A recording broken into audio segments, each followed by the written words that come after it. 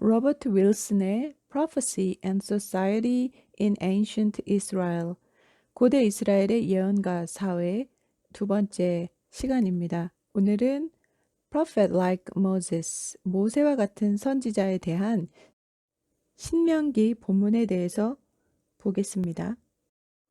The most detailed statement of Ephraimite views on prophecy comes from literature produced by the Deuteronomists. 예언에 관한 에브라임 전승의 진술을 가장 자세히 디테일하게 볼 수 있는 것은 바로 신명기 사가에 의한 문헌에서이다. 신명기 역사서를 쓴 신명기 사가 Deuteronomists, 그들의 작품에서 예언에 대한 견해를 보겠습니다. This literature covers the period of the conquest and the entire history of the monarchy. 역사적으로 이 기록은 이스라엘의 정복과 그리고 전체 왕정에 대한 기간을 다룹니다. Deuteronomy chapter 18, verse from 9 to 22 gives several regulations governing intermediaries and promises Israel a series of prophets like Moses. 그 중에서 중요한 오늘의 본문은 신명기 18장 9절에서 22절인데요. 이 본문은 이 중재자들을 어떻게 다루는지에 대한 몇 가지 규칙이 나오고, 그 다음 중요한 것은 모세와 같은 선지자, 일련의 선지자들을 보내겠다는 약속을 말하고 있습니다. Scholars have long recognized the importance of this passage for understanding Israelite prophecy, but only in recent years have systematic attempts been made to use the passage to reconstruct a picture of the typical Deuteronomic prophet. 학자들은 이미 오래전에 이 본문이 굉장히 중요하다는 것을, 그러니까 이스라엘 예언을 이해하는 데 있어서 중요한 본문이라는 것을 알았습니다. 그러나 최근에 들어서 체계적인 시도, 이 본문에 대해서 이걸 재구성하려는 체계적인 시도가 이루어졌습니다. 이 본문 안에 신명기적인 예언에 대한 전형이 들어있다라고 보고 다시 자세히 살펴본 것입니다. Krause's argument begins with the observation that in Numbers 12 from 6 to 8, a sharp distinction is made between Moses, who receives God's word directly, and the other prophets who receive it in an ambiguous and oblique way. 여러 가지 견해 중에서 크라우스의 견해가 이제 보편적이고 또 중요한 얘기를 하고 있는데요. 크라우스의 논증은, 이 본문에 대한 그의 견해는 민수기 12장 6에서 8절을 관찰하면서 시작됩니다. 지난번에 봤던 것처럼 민수기 본문에는 아주 첨예한 구분이 있습니다. 모세와 다른 선지자들 사이에 구분이 있는데, 거기서 묘사되는 게 모세는 하나님의 말씀을 직접 전수받는 사람으로, 그리고 다른 선지자들은 애매하고 간접적인 방법으로 말씀을 받는 것으로 차등을 두고 있습니다. This distinction also appears later in the history of prophecy, where true and false prophets are distinguished by the fact that the true prophets receive their messages directly from Yahweh, while the false prophets do not. 이러한 구분은 후기에 이제 후대 예언에서도 드러나는데요. 참 선지자와 거짓 선지자를 구분할 때에 그건 기준이 뭐냐 하면, 참 선지자는 하나님으로부터 야훼로부터 직접 말씀을 듣는 것이고, 그에 반해서 거짓 선지자들은 그렇지 않다라는 것이 예레미야 23장 또 열왕기상 22장 이런 본문들에 나옵니다. To Krauss, this distinction suggests that in Israel there were always certain prophets who were in a category different from that of the normal prophets. 크라우스가 볼 때 이러한 구분은 이스라엘 사회 안에서 일반적인 예언자들과는 다른 범주에 속하는 예언자들의 어떤 부류가 있었다는 것을 말해줍니다. According to Krauss, Deuteronomy chapter 18, verse from 15 to 22 can be nothing less than an account of the institution of the office of covenant mediator. 그래서 그는 어떻게 결론을 내리느냐 하면 이 신명기 18장 15에서 22절은 바로 계약 중재자, covenant mediator, 이스라엘에서 하나님의 율법을 중보하는 그 계약 중재자 직분에 대해서 그것을 제정하는 본문이지 그 다름이 아니다. 바로 그러한 본문이다라고 보았습니다. In addition, because of the book of Deuteronomy itself follows the general pattern of the covenant renewal festival, and because Moses is himself said to have read the law to the people during such a festival. 게다가 신명기서 자체가 Covenant Renewal Festival, 그러면 계약 갱신 축제죠. 그러한 계약 갱신 축제의 일반적인 형태를 띠고 있고 본문이, 그리고 또한 모세 그 자신이 신명기 27장에 보면 그러한 종류의 축제, 그러한 종류의 이제 모임 기간 동안에 이스라엘 백성에게 율법을 읽어주는 본문이 나옵니다. It can be assumed that subsequent Mosaic prophets also operated in cultic context. 그리고 또한 이런 가정을 해볼 수 있는데요. 후속의 모세 같은 선지자, 그러니까 나와 같은 선지자, 모세 같은 선지자 이렇게 얘기를 했는데 계속해서 이어지는 그런 역할을 담당하는 선지자가 제의적인 맥락에서도 기능을 수행했을 것이다 라고 말합니다. Among the Ephraimite groups, at least one prophet in each generation played the Mosaic role and proclaimed the law to the people during the covenant renewal ceremony. 이게 이제 이분의 결론과 같은 것인데요. 이 신명기 본문을 썼을 것이라고 보는 에브라임 전승, 에브라임 사회에서 그들의 그룹에서 적어도 모세와 같은 역할을 하는 선지자가 다음 세대에도 있어서 그들이 한 역할이 그 시대마다 이스라엘 백성들에게 율법을 선포했을 것이다 라고 보는 것이고요. 그 기간은 언제냐면 계약을 갱신하는 축제 때 하나님의 말씀으로 그들의 심령을 새롭게 회복하는, 쉽게 말해서 부흥회처럼 그런 때에 그 역할을 했을 것이다 라고 봅니다.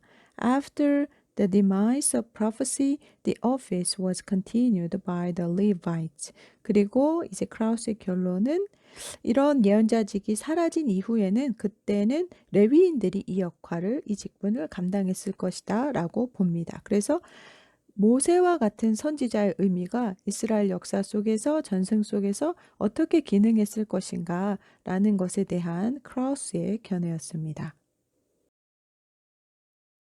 이번에는 Prophets in the Period of the Judges, 사사시대의 예언자들에 대해서 보겠습니다. There are some indications that the Deuteronomists believed that prophets existed in Israel during the period of the Judges, but the texts provide little data on the actual behavior and functions of these figures. 사사기를 기록했다고 보는 신명기사가 저수를 보면 사사시대 기간에도 이스라엘 안에 예언자의 활동이 있었다는 것을 암시하는 것 같다. 그러나 본문 자체는 이 예언자들의 실질적인 활동이나 기능에 대해서는 거의 자료를 제공하고 있지 않다는 말입니다. In Judges 4, verse 4, Deborah is called a prophetess, although it is not completely clear why she is assigned this title. 신명기 4장 4절에 보면 드보라가 여선지자, 즉 네비아로 표현이 되고 있습니다. 그러나 왜 이러한 칭호가 사사인 드보라에게 주어졌는지는 명확하지 않습니다. She is portrayed as a judge to whom people came for legal decisions, but there is no indication that she acted as the people's intermediaries. 사사라는 것이 히브리어로 숍팀이고 본래 이제 주어치, 재판관을 의미하는데 드보라야말로 사람들이 법적인 판결을 위해서 찾아왔을 때에 거기에서 재판관의 역할을 했던 것으로 이제 사사기에 묘사가 되고 있습니다. 그러나 그에 반해서 지금 중재자 역할을 강조하고 있는데 선지자로서 중재자로서 사람들 가운데 행동했던 것을 명확히 파악하기는 어렵습니다. 이 외에는 선지자라는 칭호가 별도로 붙은 이제 사사가 없다고 봐야 하는데요. 그러면 사사기 안에서 사사기 패턴을 가지고 조금 더 보겠습니다. Throughout the book of Judges, the Deuteronomy writer uses an almost formulating narrative pattern to recount the stories about each judge. 사사기 전체를 통해서 보면 이 저자는 각각의 사사들을 설명하는데 그 스토리를 구성하는 데 있어서 전형적인 패턴을 가지고 있습니다. In this standard pattern, Israel does what is evil in the sight of the Lord, serves the Baal, and forsakes Yahweh. 이런 전형적인 패턴에서 본다면 이스라엘은 하나님이 보시는 목전에서 악을 행합니다. 바알을 섬긴다든지 야훼를 저버린다든지. As punishment, Yahweh delivers Israel into the power of an oppressor. But when the people cry to Yahweh because of their oppression, God sends a judge to deliver them. 하나님이 형벌을 내리시게 되면 이스라엘은 압제자의 힘 아래로 들어가게 됩니다. 그러나 백성들이 그 압제로 인해서 여호와 하나님께 울부짖고 회개하면 하나님은 그때에 사사를 보내서 그들을 구원하십니다. The successful efforts of the judge are then narrated, and the land again has rest for a designated number of years. 사사들의 노력이 성공을 하게 되면 이제 구원이 이루어지고 그 땅은 계획된 연수 동안 평화를 누리게 되지요. Usually, this sequence of events seems to occur automatically, and the writer gives no indication of the mechanism of the system. 보통 이러한 사건의 순서는 자동적으로 발생하는 것 같습니다. 왜냐하면 저자가 이러한 체계의 메커니즘에 대한 암시를 전혀 주지 않기 때문이죠. However, in Judges 6, the pattern is broken. 그런데 이제 사사기 6장에 가면 이 자동적인 automatical한 사건들의 연속이 패턴이 깨집니다. And the insertion of the prophetic speech in Judges 6 from 7 to 10. 사사기 6장 7절에서 10절에 보면 후대 학자들이 삽입이다라고 보는 insertion의 흔적이 있는데 이제 흐름이 깨지면서 특별하게 예언자의 스피치가 나옵니다. Judges 6 from 7 to 10 may reveal the writer's concept of how the redemption process actually worked. 아마도 이 신명기 6장 7에서 10절은 성서 저자가 실제로 이런 구원 사건의 과정이 어떻게 이루어지는지를 말하려고 하는 본문일 수 있습니다. In Judges 6, which records a prophetic message delivered to Israel by an unnamed prophet. 신명기 6장 7에서 10절에 보면 이름이 밝혀지지 않은 한 선지자에 의해서 메시지가 전달이 됩니다. Nothing is said about the behavior or social location of this individual. 이 선지자 개인에 대해서는 어떤 사회적인 위치나 행동이 이제 설명이 되지 않고 있고요. 그러나 but his message is expressed in stereotypical Deuteronomic language. 그러나 그의 메시지 자체는 아주 전형적인 신명기적인 언어라는 것입니다.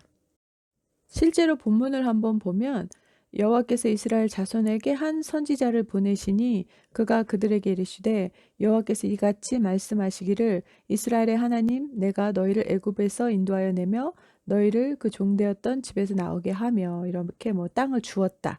그런데 너희가 내 소리를 듣지 않고 아모리 사람의 땅의 신을 두려워했다. 뭐 내 목소리를 청종하지 않았다. 이러한 양식의 말씀입니다. The final shape of the overall unit thus may indicate the editor's belief that in the time of the judges, prophets helped to preserve Israel by pointing out the people's violations of the Deuteronomic law.